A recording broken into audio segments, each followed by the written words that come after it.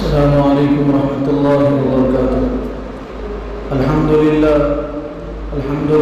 نحمده ونستعینه ونستغفره ونؤمن به ونتوکل علیہ ونعوذ باللہ من شرور انفسنا ومن سیئات اعمالنا من يهده الله فلا مضل له ومن يضلله فلا هادي له ونشهد ان لا اله الا الله وحده لا شريك له ونشهد أن سيدنا وسندنا وحبيبنا وكريمنا وشفيعنا ومولانا محمدا عبده ورسوله صلى الله على النبي وعلى آله وأصحابه وأتباعه وأزواجه وذرياته أجمعين فأعوذ بالله من الشيطان الرجيم بسم الله الرحمن الرحيم وَإِذِ ابْتَلَى إِبْرَاهِيمَ رَبُّهُ بِكَلِمَاتٍ فَأَتَمَّهُنَّ وقال تعالى فَلَمَّا أَسْلَمَا وَتَلَّهُ لِلْجَبِينِ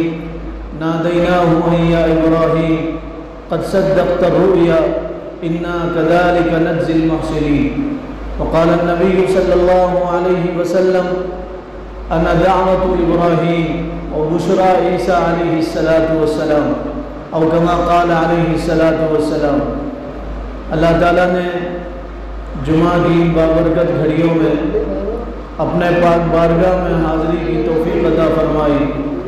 دعا کیجیے اللہ تعالیٰ ہم سب کے جمع ہونے کو، مل بیٹھنے کو، سننے سنانے کو اور اس کے بارگاہ میں حاضر ہونے کو اور اس کے دربار میں سجدہ ریز ہونے کو اور دعا کے لیے ہاتھ اٹھانے کو قبول فرما لے۔ اور دعا کیجیے ان گھڑیوں کو اللہ ہم سب کے لیے مغفرت کی، بخشش کی گھڑیاں بنا دے اور مسجد کے باہر قدم رکھنے سے پہلے اللہ ہم تمام کو اپنے نیک بندوں میں شامل کر لے۔ آج ذوالحجہ کی 11 تاریخ ہے، یہ قربانی کے دنوں میں سے دوسرا دن ہے۔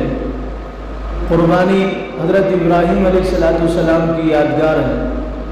اللہ تعالیٰ لوگوں کی ہدایت کے لیے اور اللہ تعالیٰ لوگوں کی رہبری کے لیے اور اپنے پیغامات لوگوں تک پہنچانے کے لیے اللہ تعالیٰ نے انبیاء کا سلسلہ دنیا میں جاری کیا۔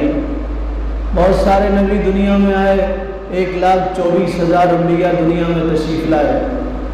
ان نبیوں میں حضرت ابراہیم علیہ السلام بڑے نبی، بڑے پیغمبر۔ اللہ تعالیٰ نے ان پہ کوئی کتاب تو نہیں اتارا، کوئی کتاب حضرت ابراہیم پہ نازل نہیں ہوئی، لیکن صحیفے حضرت ابراہیم علیہ السلام پہ اللہ تعالیٰ نے اتارے اور حضرت ابراہیم کو اللہ تعالیٰ نے صحیفے عطا فرمایا۔ قرآن میں اللہ تعالیٰ نے اس کا ذکر کیا اور فرمایا ہم نے ابراہیم کو صحیفے عطا کیے۔ صحیفے کہتے ہیں لکھی ہوئی چیز کو آسمان سے جبرائیل علیہ السلام اسے لے کے آتے اور لکھی ہوئی چیز اللہ تعالیٰ نبیوں کو اور پیغمبروں کو عطا فرماتے۔ حضرت ابراہیم علیہ السلام کو مستقل کتاب نہیں دی گئی، حضرت ابراہیم علیہ السلام کو اللہ تعالیٰ نے صحیفے عطا فرمایا۔ حضرت ابراہیم کے 2 بیٹے تھے، ایک حضرت اسحاق علیہ السلام اور دوسرے حضرت اسماعیل علیہ السلام۔ حضرت اسحاق کے خاندان میں، ان کی نسل میں اور ان کی اولاد میں دوسرے انبیاء ہوئے، بنو اسرائیل کے انبیاء ہوئے، یہود کے انبیاء ہوئے، اور حضرت اسماعیل علیہ السلام کی نسل میں آخری نبی حضرت محمد صلی اللہ علیہ وسلم دنیا میں تشریف لائے۔ حضرت ابراہیم علیہ السلام کی زندگی بہت سارے امتحانات سے گھری ہوئی ہے، آزمائشوں سے۔ اللہ تعالیٰ نے بہت ساری آزمائشوں میں حضرت ابراہیم کو مبتلا کیا اور حضرت ابراہیم سے اللہ تعالیٰ نے آزمائشیں لی اور حضرت ابراہیم سے امتحانات لیے گئے، جس کا تذکرہ اللہ نے قرآن میں فرمایا وَإِذِ ابْتَلَى إِبْرَاهِيمَ رَبُّهُ بِكَلِمَاتٍ فَأَتَمَّهُنَّ۔ ہم نے ابراہیم کا امتحان لیا، ابراہیم ہر امتحان میں کھرے اترے، ہر امتحان میں کامیاب ہوئے، اعلیٰ نمرات سے کامیاب ہوئے، اعلیٰ درجے سے ابراہیم علیہ السلام ہر امتحان میں کامیاب ہوئے۔ ابراہیم علیہ السلام کی زندگی، ابراہیم علیہ السلام کی زندگی سے بہت سارے اسباق ہمیں ملتے ہیں، پیغام ملتے ہیں، بہت سارے درس ملتے ہیں۔ ابراہیم علیہ السلام کی زندگی کو اللہ نے ایسے قبول کیا، رہتی دنیا تک ان کی زندگی کی کچھ چیزوں کو لوگوں کے لیے نمونہ بنایا اور عبرت کی چیز بنایا اور عبادت کی جگہ بنایا۔ ابراہیم علیہ السلام کی یادگار ہے خانہ کعبہ۔ ابراہیم علیہ السلام، اسماعیل، دونوں نے اس کو تعمیر کیا تھا۔ اسماعیل علیہ السلام ان کے بیٹے تھے، ان دونوں نے مل کے خانہ کعبہ کو تعمیر کیا اور خانہ کعبہ کو بنایا، جس کا اللہ تعالیٰ نے قرآن میں ذکر کیا، وَإِذْ يَرْفَعُ إِبْرَاهِيمُ الْقَوَاعِدَ وَإِسْمَاعِيلَ۔ اللہ تعالیٰ کے حکم سے ابراہیم، اسماعیل خانہ کعبہ کی دیواریں بنانے لگے اور خانہ کعبہ کی دیواریں اٹھانے لگے اور خانہ کعبہ کی دیواریں چڑھانے لگے اللہ کے حکم سے۔ مقام ابراہیم ایک جگہ ہے خانہ کعبہ کے سامنے، شیشے کی جگہ ہے، سنہری جالیاں ہیں، جس میں آدمی جھانک کے دیکھے تو ایک چھوٹا سا پتھر نظر آتا ہے، اس پتھر پہ 2 پیروں کے نشان نظر آتے ہیں، وہ حضرت ابراہیم علیہ السلام کے قدموں کے نشان ہیں۔ وہ پتھر جنت سے آیا تھا۔ قرآن میں اللہ تعالیٰ نے مقام ابراہیم کا ذکر کیا اور فرمایا وَاتَّخِذُوا مِن مَّقَامِ إِبْرَاهِيمَ مُصَلًّى۔ ابراہیم علیہ السلام کی جگہ کو نماز کی جگہ بناؤ اور نماز پڑھو۔ چنانچہ جو طواف کرتا ہے جا کے خانہ کعبہ کے چکر لگاتا ہے اور خانہ کعبہ کے چکر لگانے کے بعد اللہ یہ حکم دے رہے ہیں کہ اب چکر لگانے کے بعد، طواف کرنے کے بعد 2 رکعت نماز پڑھو۔ کہاں پڑھو؟ مقام ابراہیم کے پاس نماز پڑھو۔ وہ پتھر بھی عجیب پتھر تھا، جنت سے آیا تھا۔ جیسے جیسے دیوار اٹھتی تھی وہ پتھر ویسے ویسے بڑا ہوتا تھا اور ابراہیم علیہ السلام اور اسماعیل کو نیچے اترنا ہوتا تھا تو پتھر نیچے آ جاتا تھا۔ لفٹ اور سیڑھی کا کام پتھر کیا کرتا تھا۔ اللہ تعالیٰ نے خانہ کعبہ کے بارے میں فرمایا خانہ کعبہ کو ابراہیم، اسماعیل نے بنایا۔ اس سے پہلے فرشتوں نے بنایا، آدم نے بنایا، اس سے پہلے اور لوگوں نے بنایا، لیکن اس کی دیواریں ختم ہو گئی تھی، اس کے نشانات باقی تھے، صرف نشانات باقی تھے، اس کی دیواریں ختم ہو گئی تھی۔ اللہ تعالیٰ نے حضرت ابراہیم سے کہا تم اور تمہارے بیٹے دونوں مل کے خانہ کعبہ کو تعمیر کرو۔ ان دونوں نے خانہ کعبہ کو تعمیر کیا۔ خانہ کعبہ یادگار ہے حضرت ابراہیم علیہ السلام کی۔ پھر اللہ نے خانہ کعبہ کے تعمیر ہونے کے بعد فرمایا وَأَذِّن فِي النَّاسِ بِالْحَجِّ۔ ابراہیم تم اب آواز دو، ندا کرو، اعلان کرو، اذان دو، لوگوں کو بلاؤ۔ حضرت ابراہیم نے کہا پروردگار میری آواز تو ضعیف ہے، کمزور ہے، پورے لوگوں تک نہیں پہنچ سکتی، اور یہ لگدق میدان ہے، اس میں ایک قبیلہ آباد ہے، تھوڑے سے انسان ہیں، مٹھی بھر انسان ہیں، اے پروردگار پہاڑ ہے اطراف، میری آواز لوگوں تک کیسے پہنچ سکتی؟ تو اللہ تعالیٰ نے حضرت ابراہیم سے کہا ابراہیم آواز لگانا تمہارا کام ہے، آواز پہنچانا ہمارا کام ہے۔ ترمذی شریف کی روایت ہے اللہ تعالیٰ نے حضرت ابراہیم سے کہا تم آواز لگاؤ، لوگوں کو بلاؤ۔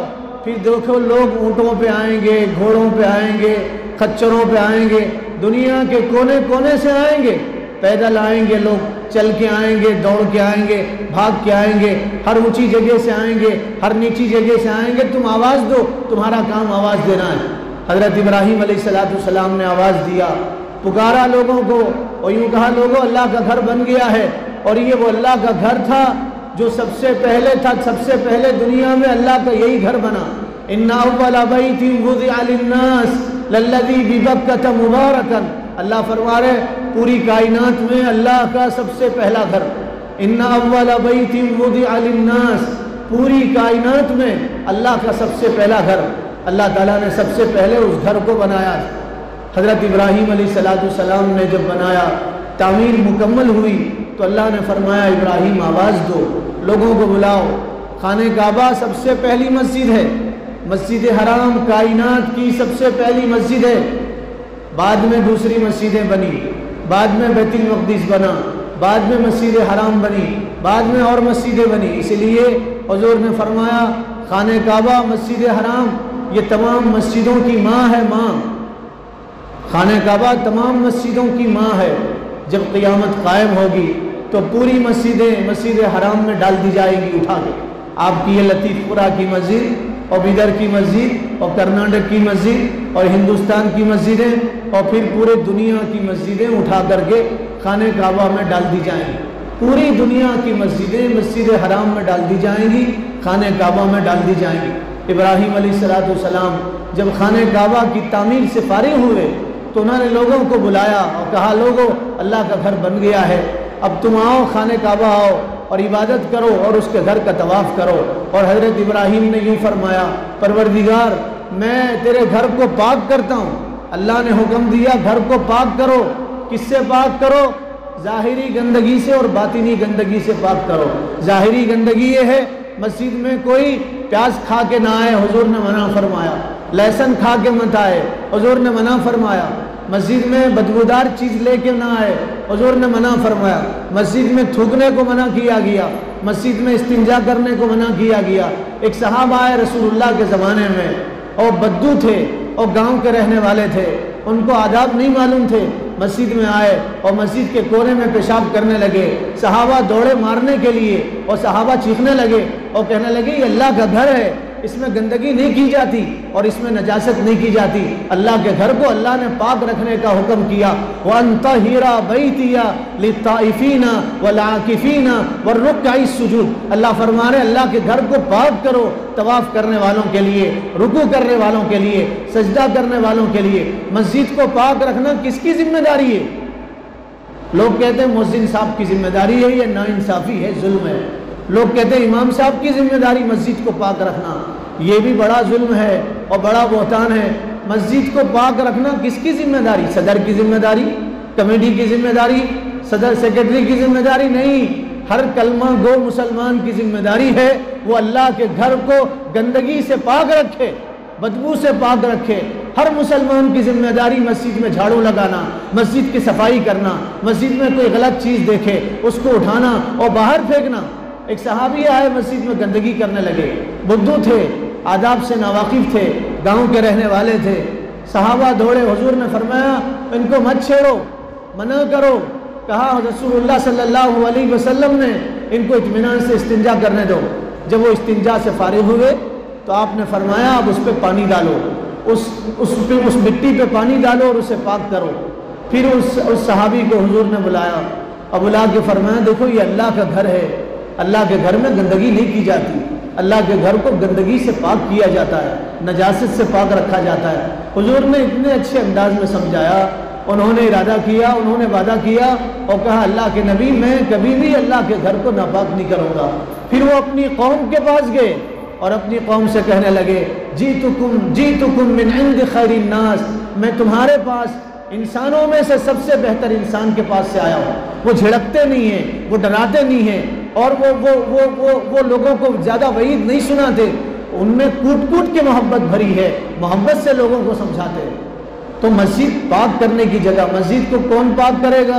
ہر مسلمان پاک رکھے گا مسجد کے اطراف جتنے مسلمان ہیں، جو مسلمان مسجد کے اطراف بستے ہیں، رہتے ہیں، اور مسجد کے اطراف جن مسلمانوں کے مکانات ہیں ان سب کی ذمہ داری ہے۔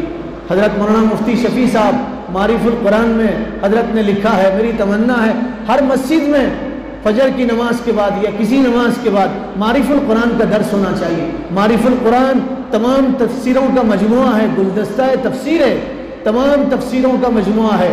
حضرت مفتی شفیع صاحب نے معارف القرآن لکھ کے امت پہ بہت بڑا احسان کیا ہے، پورے مسائل کو، تمام تفسیروں کے مسائل کو اس نے جمع کیا ہے۔ حضرت مفتی شفیع صاحب نے لکھا ہے اذان دینا کس کی ذمہ داری ہے؟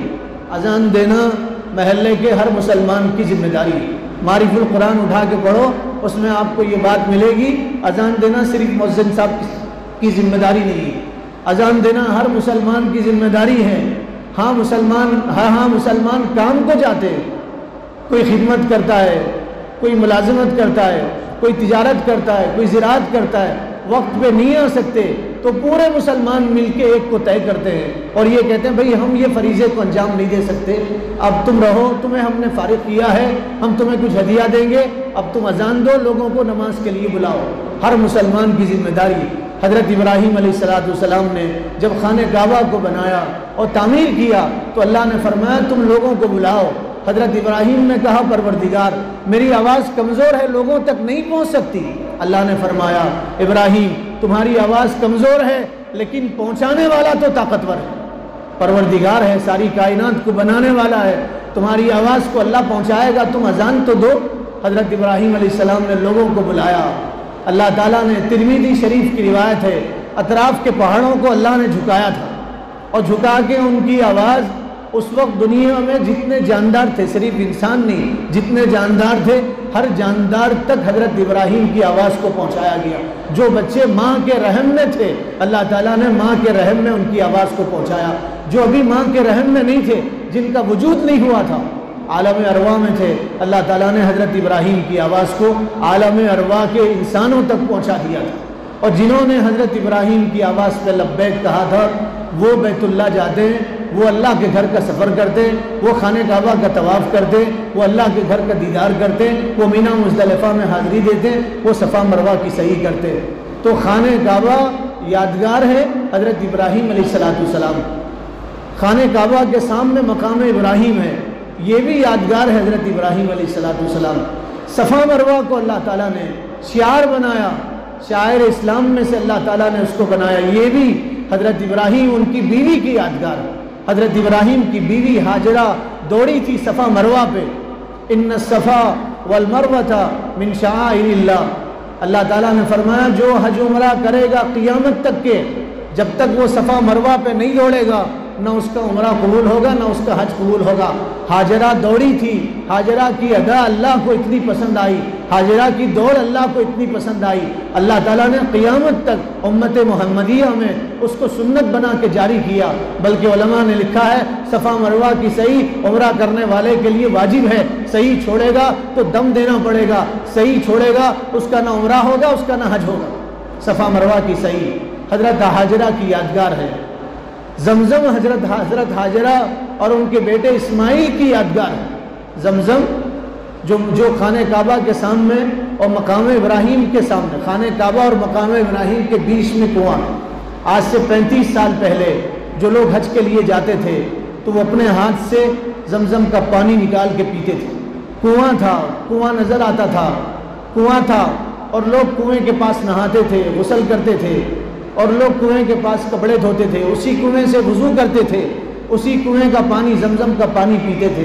اب وہ کنواں پاڑ دیا گیا، اس کے اوپر چھت ڈال دی گئی ہے، اب کنواں نظر نہیں آتا، لیکن ایک نشان ہے، وہ نشان سعودی گورنمنٹ نے رکھا ہے، نشان رکھا ہے۔ اب وہ کنویں کا پانی ڈائریکٹ کوئی بھی نہیں پی سکتا، اس کنویں کا پانی ڈائریکٹ کوئی نہیں پی سکتا، ایک قطرہ بھی کنویں کا پانی باہر نہیں آتا، پورا کا پورا پانی مشین کے ذریعے سے، پورا کا پورا پانی پائپ لائن کے ذریعے سے سیدھا پلانٹ میں پہنچتا ہے، زمزم کو فلٹر کیا جاتا ہے، پھر وہاں سے وہ پانی خانہ کعبہ میں آتا ہے، پھر وہاں سے وہ پانی مدینہ منورہ جاتا ہے، پھر وہ پانی جو فلٹر ہو کے آتا ہے اسی کو لوگ پیتے ہیں اور اسی کو پوری دنیا میں لے کے لوگ پہنچتے ہیں۔ زمزم یادگار ہے اسماعیل علیہ السلام حضرت ہاجرہ کی، قربانی مینا کی وادی یادگار ہے ابراہیم علیہ السلام، مینا کی وادی۔ حضرت ابراہیم علیہ السلام کو اللہ نے حکم کیا تھا اور یوں کہا تھا جاؤ اپنے بیٹے کو ذبح کرو۔ حضرت ابراہیم علیہ السلام نے کہا خواب نہیں ہے، خواب نبی کا وحی ہوتا ہے، خواب نبی کا حقیقت ہوتا ہے۔ تو ابراہیم اپنے بیٹے کو لے کے مینا کی وادیوں میں پہنچے تھے۔ مینا کی وادیوں میں آپ مزدلفہ سے نکلیں گے، مزدلفہ سے بائی روڈ نکلیں گے، پیدل بھی راستہ ہے، وہاں سے نکلتے ہوئے مزدلفہ سے کچھ دور جانے کے بعد جہاں مینا کی حدود شروع ہوتی ہے اور مینا کے ٹینٹ نظر آتے ہیں، اس کے لیفٹ سائڈ میں ایک پہاڑ پہ گورنمنٹ نے ایک چھوٹا سا پلر بنایا، چھوٹا سا پلر۔ لوگ کہتے ہیں اسی پلر کے پاس میں حضرت ابراہیم نے اسماعیل کو کے گلے پہ چھری پھیرا تھا، نشان کے طور پہ بنایا۔ اس حکومت نے نہیں بنایا، پچھلی حکومت نے اس کو بنایا، ترکی حکومت کا وہ بنایا ہوا ہے، سعودی حکومت کا بنا ہوا نہیں ہے۔ تو لوگ کہتے ہیں اسی پلر کے پاس میں حضرت ابراہیم نے حضرت اسماعیل کو ذبح کیا تھا اور گلے پہ چھری پھیرا تھا۔ وہ مینا کی وادیاں یادگار ہیں حضرت ابراہیم علیہ السلام۔ حضرت ابراہیم ابو الانبیاء تھے، نبیوں کے پیغمبر تھے حضرت ابراہیم علیہ السلام، نبیوں کے باپ تھے حضرت ابراہیم علیہ السلام۔ حضرت ابراہیم کی زندگی سے ہمیں بہت سارے اسباق ملتے ہیں۔ حضرت ابراہیم کی زندگی سے پہلا سبق یہ ملتا ہے ہر مسلمان کو موحد ہونا چاہیے، ہر مسلمان کو موحد ہونا، توحید پرست مسلمان جھکے گا تو صرف اللہ کے سامنے۔ ابراہیم علیہ السلام توحید پرست تھے۔ ابراہیم علیہ السلام نے لوگوں سے کہا، اپنے باپ سے کہا اور وقت کے بادشاہ سے کہا، دیکھو تم جس کی پوجا کرتے ہو اور عبادت کرتے ہو اور جس کے سامنے تم جھکتے ہو، نہ وہ کھاتے ہیں نہ پیتے ہیں، لما تعبد ما لا یأکل ولا یشرب، تم کیوں اس کی عبادت کرتے ہو جو نہ کھاتے ہیں نہ پیتے ہیں؟ اپنے باپ سے کہا یا ابتی، اے میرے ابا جان، آپ کیوں اس کی عبادت کرتے ہو جو بے جان ہیں؟ اپنے بدن پہ بیٹھی بھی مکھی کو نہیں اڑا سکتے، تم ان کی عبادت کیوں کرتے ہو؟ ان کے سامنے کیوں جھکتے ہو؟ ایک اللہ کی عبادت کرو، پیشانی اللہ کے سامنے جھکے، اللہ سب معاف کرتے ہیں، مشرک کو اللہ معاف نہیں کرتے، شرک کی اللہ کے بارگاہ میں معافی نہیں ہے، یہ سر ایک ہی در پہ جھکے گا، در در جھکنے والا سر اللہ کے یہاں اس کی معافی نہیں ہے۔ شرک اللہ کو پسند نہیں ہے، شرک اللہ کو پسند نہیں، ان الشرک لظلم عظیم۔ قرآن اٹھاؤ اور پڑھو، قرآن میں اللہ نے فرمایا شرک سب سے بڑا ظلم ہے۔ دنیا میں بہت سارے ظلم ہیں، الظلم ظلمات یوم القیامہ، ظلم قیامت کے دن اندھیرے کی شکل میں آئے گا، ظلم قیامت کے دن اندھیرے کی شکل میں آئے گا۔ آپ نے کسی انسان پہ ظلم کیا ہے تو قیامت کے دن وہ اندھیروں کی شکل میں ہوگا، ظالم اندھیرے میں ہوگا، اندھیرے کا عذاب اسے دیا جائے گا۔ حدیث شریف میں ہے، صحیح کتاب کی حدیث ہے، الظلم ظلمات یوم القیامہ، ظلم اندھیرے کی شکل میں ہوگا۔ آپ نے زمین دبایا، آپ ظالم ہوں گے، آپ نے پیسے لے لیے، آپ ظالم ہوں گے، آپ نے کسی کو ناجائز ستایا، آپ ظالم ہوں گے، تہمت لگایا، ناجائز تہمت لگایا، آپ بڑے ظالم ہوں گے، آپ نے بیوی کو ناجائز مارا، آپ ظالم ہوں گے، آپ نے سسر سے مانگ کیا، آپ ظالم ہوں گے حشر کے میدان میں۔ ظلم ایک یہ بھی ہے، ظلم یہ بھی ہے کہ اللہ نے آپ کو زندگی دیا، اللہ تعالیٰ نے امت محمدیہ میں پیدا کیا، مسلمان بنایا، انسان بنایا۔ اللہ جانور بناتے تو کیا کرتے؟ اللہ حیوان بناتے، بندر بناتے، خنزیر بناتے، کیا کرتے آپ؟ اللہ سے نہ شکوہ کر سکتے، نہ شکایت کر سکتے تھے۔ اللہ نے انسان بنایا، اور انسان کو اللہ نے سب سے خوبصورت ڈھانچے میں ڈھالا۔ سب سے خوبصورت مخلوق اللہ کی انسان ہے، چاند سے زیادہ خوبصورت، سورج سے زیادہ خوبصورت، ستاروں سے زیادہ خوبصورت، بلبل سے زیادہ خوبصورت، پھول سے زیادہ خوبصورت، ہرنی کی چال سے زیادہ خوبصورت، مور سے زیادہ خوبصورت اللہ تعالیٰ نے انسان کو بنایا۔ قرآن میں ہے 30ویں پارے میں اللہ فرما رہا ہے انا خلقنا الانسان فی احسن تقویم، سنو ہم نے انسان کو سب سے اچھے ڈھانچے میں ڈھالا ہے۔ سب سے خوبصورت اللہ نے انسان کو بنایا، سب سے خوبصورت اللہ نے، وہ کالا ہو، وہ کم قد کا ہو، وہ اس کے ہاتھ چھوٹے ہو، وہ اس کا کلر کم ہو، اس کی ناک چقندر جیسی ہو، وہ جیسا بھی ہو انسان خوبصورت ہو۔ انسان کو اللہ نے سب سے خوبصورت بنایا اور خوبصورت ڈھانچے میں ڈھالا۔ انسان بنایا، پیدا کیا، اور پیدا کر کے کہا تم میری عبادت کرو، پیشانی دیا اور یوں کہا اس کو صرف میرے سامنے جھکاؤ۔ حضور نے فرمایا سنو میرے بھائیو، سجدے کی اجازت ہوتی تو بیوی کو اجازت ہوتی وہ اپنے شوہر کو سجدہ کرے، بیوی کو بھی اجازت نہیں ہے شوہر کو سجدہ کرنے کی۔ پتہ یہ چلا کسی کو اجازت نہیں ہے کسی کے سامنے سجدہ کرنے کی، جھکنے کی کسی کو اجازت نہیں ہے۔ لوگ کہتے ہیں ہم سجدہ تعظیمی کرتے ہیں، ماں کا مقام بڑا ہے اس لیے جھکتے ہیں، باپ جنت کے دروازوں میں سے ایک دروازہ ہے اسی لیے ہم اس کے سامنے جھکتے ہیں۔ لوگ کہتے ہیں یہ ہمارے پیر ہیں اسی لیے ان کے سامنے جھکتے ہیں۔ سنو، سجدہ تعظیمی پچھلی امتوں میں جائز تھا، حضرت نوح کی امت میں جائز تھا، حضرت یونس کی امت میں جائز تھا، حضرت سلیمان کی امت میں جائز تھا، حضرت یعقوب علیہ السلام کی امت میں جائز تھا۔ امت محمدیہ میں سجدہ تعظیمی اللہ تعالیٰ نے حرام کر دیے، جھکنا ہی حرام ہے، سجدہ تعظیمی حرام ہے۔ سب سے بڑی عظمت تو اللہ کی ہے، اگر آپ دوسرے کے سامنے اس کی عظمت کی وجہ سے جھکیں گے تو اللہ تعالیٰ کے بارے میں شرک ہوگا۔ شرک، خدا کی تعظیم میں فرق آئے گا، خدا کی تعظیم میں آپ شرک کر رہے ہیں، دوسروں کو داخل کر رہے ہیں، اس لیے سجدہ تعظیمی حرام ہے۔ جھکو تو اللہ کے سامنے، توحید پرست آدمی بنے، اللہ کے علاوہ دوسروں کی عبادت نہ کرے، اللہ کے علاوہ دوسروں سے نہ مانگے۔ ابراہیم علیہ السلام کی تاریخ پڑھو، انہوں نے پوری زندگی اللہ سے مانگا، پوری زندگی اللہ سے، ڈائریکٹ اللہ سے مانگا، انسانوں سے نہیں مانگا، مخلوق سے نہیں مانگا، فرشتوں سے نہیں مانگا، اللہ سے مانگا، اپنے ہاتھ اللہ کے سامنے پھیلائے۔ ابراہیم علیہ السلام پہ آفتیں آئی، مصیبتیں آئیں، باپ نے گھر سے باہر نکال دیا، بادشاہ نے کہا تم ابراہیم کو جلا دو اور ابراہیم کو قتل کر دو اور اپنے معبودوں کو بچا لو۔ حضرت ابراہیم کے لیے آگ جمع کی گئی اور حضرت ابراہیم کو جلایا جانے والا تھا، فرشتے آسمانوں سے آئے، پھر حضرت ابراہیم نے کہا تم خود آئے ہو یا اللہ کے حکم سے آئے ہو؟ تو کہا نہیں ہم خود آئے۔ کہا اللہ مجھے ڈائریکٹ دیکھ رہا ہے، اللہ میری ڈائریکٹ حفاظت کرے گا۔ حضرت ابراہیم نے فرشتوں سے بھی مدد نہیں مانگا. آپ مانگتے تو جائز تھا، ناجائز نہیں تھا. فرشتے بھی اللہ کی مخلوق ہیں، مگر فرشتے رحم کھا کے آئے تھے، ترس کھا کے آئے تھے آسمانوں سے کہ ابراہیم خلیل جلائے جائیں گے، چلو ہم کچھ مدد کریں. فرشتے اللہ کے حکم کے بغیر آئے تھے، خدا کی مرضی سے نہیں آئے تھے. فرشتے خود آئے تھے اور اللہ تعالیٰ خاموش ہو گئے تھے. اللہ دیکھنا چاہ رہے تھے اور دنیا والوں کو بتانا چاہ رہے تھے کہ دیکھو ابراہیم مجھ سے مدد مانگتے. فرشتوں سے کہا تم اللہ کے حکم سے آئے یا خود آئے ہو؟ تو کہا نہیں ہم خود آئے. کہا میرا اللہ مجھے دیکھ رہا ہے، میں اپنے اللہ سے مدد مانگوں گا. حضرت ابراہیم علیہ السلام نے اللہ سے مدد مانگا. زندگی میں جب بھی مصیبت آئی، پریشانی آئی، اللہ سے مدد مانگا. اللہ نے قرآن میں مسلمانوں سے کہا، پوری دنیا کے مسلمانوں سے کہا. صرف مکہ کے مسلمانوں کو نہیں کہا گیا، مدینے کے مسلمانوں کو نہیں کہا گیا، صرف نماز پڑھنے والوں کو نہیں کہا گیا، حج کرنے والوں کو نہیں کہا گیا، صرف حجاز کے مسلمانوں کو نہیں کہا گیا، عرب کے اور ملک شام کے اور فلسطین کے مسلمانوں کو نہیں کہا گیا.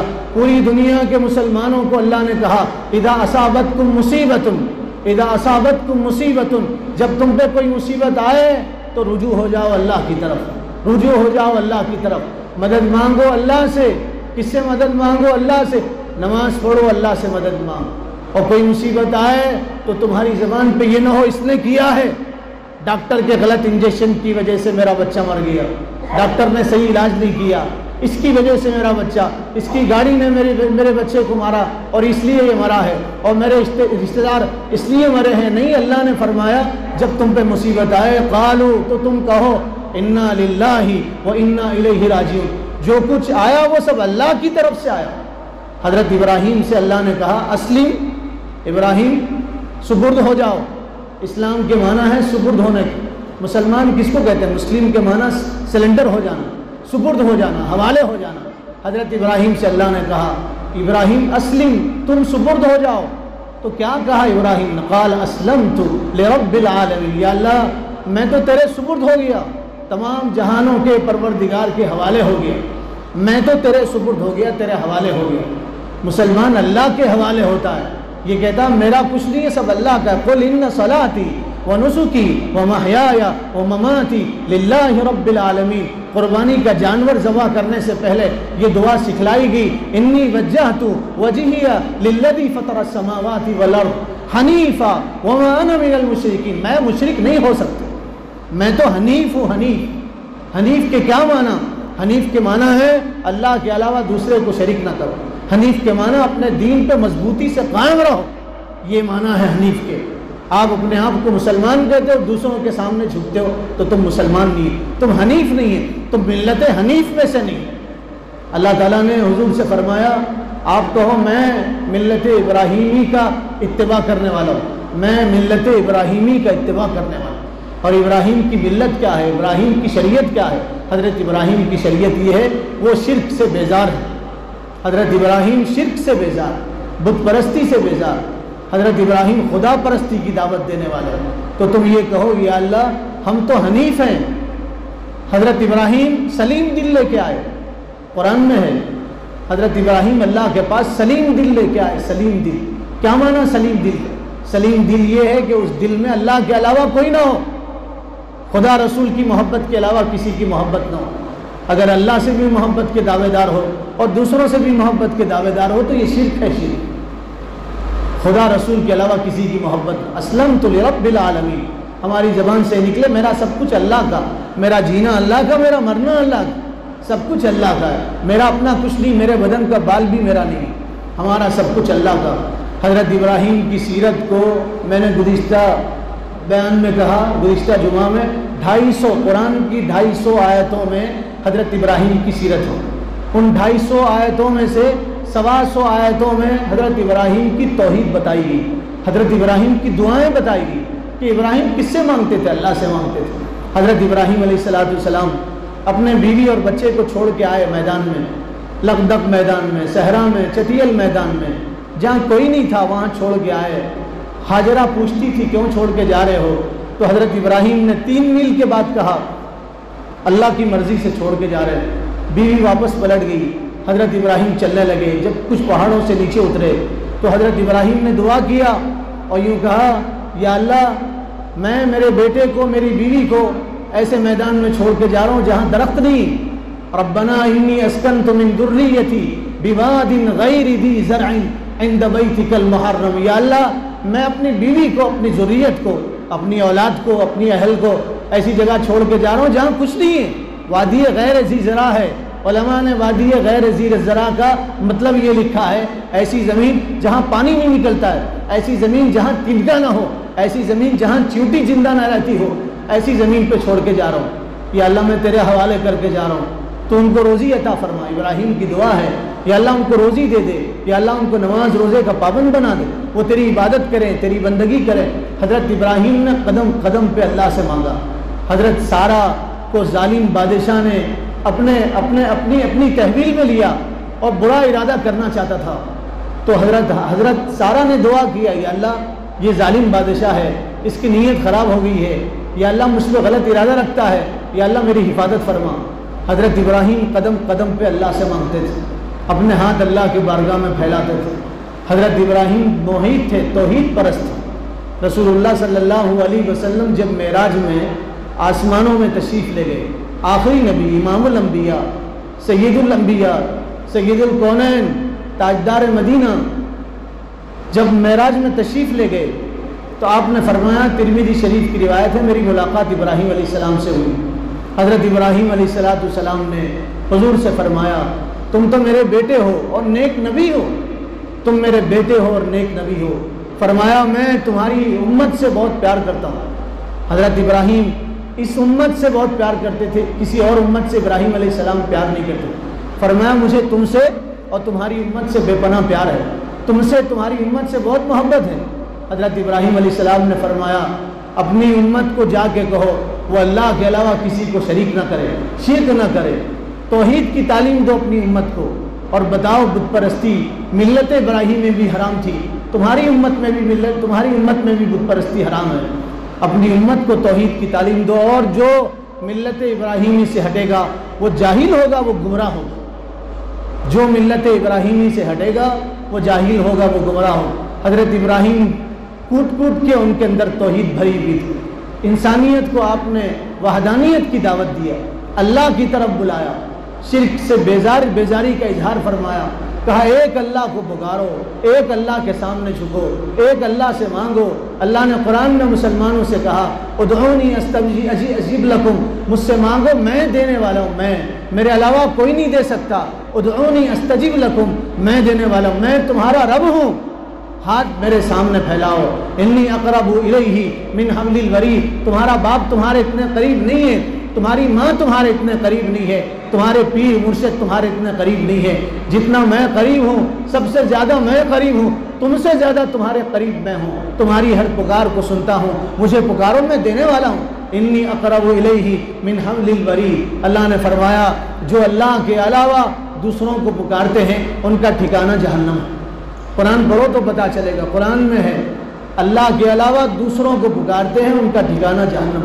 کون قرآن میں 75%, 75 قرآن میں اللہ تعالیٰ نے توحید کی دعوت دیا, ایمان کی باتیں بتائی, ایمان کے بول بولے گئے, اور یہ بتایا گیا کہ تم مسلم بن کے رہو, سلنڈر ہو جاؤ, مومن بن کے رہو. مومن کے کیا معنی؟ مومن کے معنی ہے امن دینے والے کے, مومن کے معنی ہے ایک ہونے کے, مومن کے معنی ہے لوگوں کو راحت دینے کے, مومن کے معنی ہے ایک اللہ کے سامنے جھکنے کے. مومن اور مسلم بن کے رہو, مومن مسلم بن کے رہو. حضرت ابراہیم کی زندگی سے سب سے بڑا واقعہ, اور اس واقعے سے یہ سبق ملتا ہے, ابراہیم توحید پرست تھے, ابراہیم ایک اللہ کے سامنے جھکتے تھے, ابراہیم علیہ السلام توحید کی دعوت دیتے تھے. اس لیے حضرت ابراہیم کو ابو الموحد کہا جاتا, توحید پرستوں کے باپ کہا جاتا. یہ سب سے بڑا سبق ہے حضرت ابراہیم کی زندگی سے. اور کیا اسباق ملتے ہیں حضرت ابراہیم کی زندگی سے, اس کے لیے اگلی جمعہ کا انتظار کیجیے. اللہ تعالیٰ عمل کی